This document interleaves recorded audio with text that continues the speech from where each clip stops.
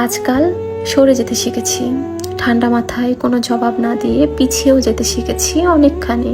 চুপ করে ভাবতে শিখেছি কোনটা আমার জন্য ঠিক আর কোনটাই বা বিষাক্ত কাটা। চিনতে শিখেছি মানুষের মুখোশের নিচের মুখটা। বুঝতে শিখেছি কার হাসিটা আমার জন্য মঙ্গলের আর কারটাই বা অভিশাপের। এখন অনেক কিছু বুঝি, জানি, চিনি, তবে কিচ্ছুটি বলি না। শুধু মাথা নিচু করে চলে আসি আস্তে করে, যাতে কেউ টের পর্যন্ত না পাক। আসলে আমি চাই না আমার চলে যাওয়াটা কেউ টের পাক, কারণ আমি জানি যেখানে বিন্দু পরিমাণ অসম্মান হয় সেখান থেকে সরে আসতে হয় আস্তে করে। আসসালামু আলাইকুম এভরিওয়ান, কি অবস্থা সবার? কিছুটা জ্ঞানের কথা বলে ফেললাম, জানি অনেকেরই ভালো লাগবে না, তবে জানো এটা সত্যি, যেখানে বিন্দু পরিমাণ অসম্মান হবে তোমার সেখান থেকে সরে আসে ভালো। কিছুদিন আগে চলে গিয়েছিলাম চাঁপাইনবাবগঞ্জে গিয়েছি, আর সোনা মসজিদ দেখবো না এটা তো হতেই পারে না। সোনা মসজিদের মতো সেম একটা মসজিদ আমাদের ওখানেও আছে, যেটার নাম কুসুম্বা মসজিদ। সোনা মসজিদের পাশে কিছু দোকান ছিল যেখানে আমি ঘুরে ঘুরে দেখতেছিলাম আমার কোনো কিছু পছন্দ হয় নাকি।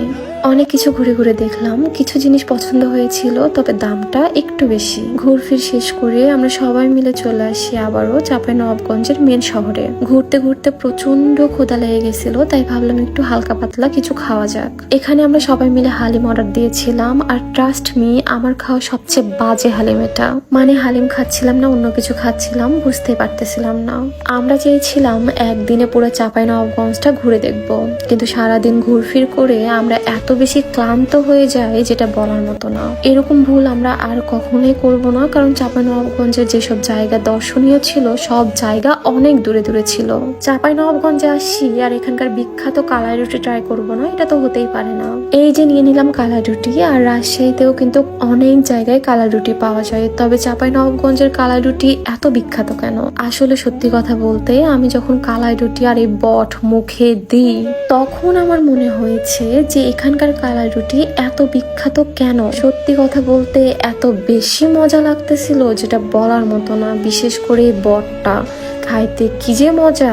এই হোটেলটার নামটা আমি জানি না, যেহেতু আমি ফুড ব্লগার না, আমি একজন ডেইলি ব্লগার, তো আমি নামটা নেওয়ারও প্রয়োজন মনে করি নাই। কিন্তু ট্রাস্ট মি, চাঁপাইনবাবগঞ্জের মানুষটা যদি এই ভিডিও দেখে থাকো তাহলে এখানকার বট আর কালাই রুটি একবার হলেও ট্রাই করো। তোমরা অনেকেই আমাকে SMS করেছো, কমেন্টস করেছো যে আমি চাঁপাইনবাবগঞ্জে গিয়েছি কেন তোমাদের জানাই নাই।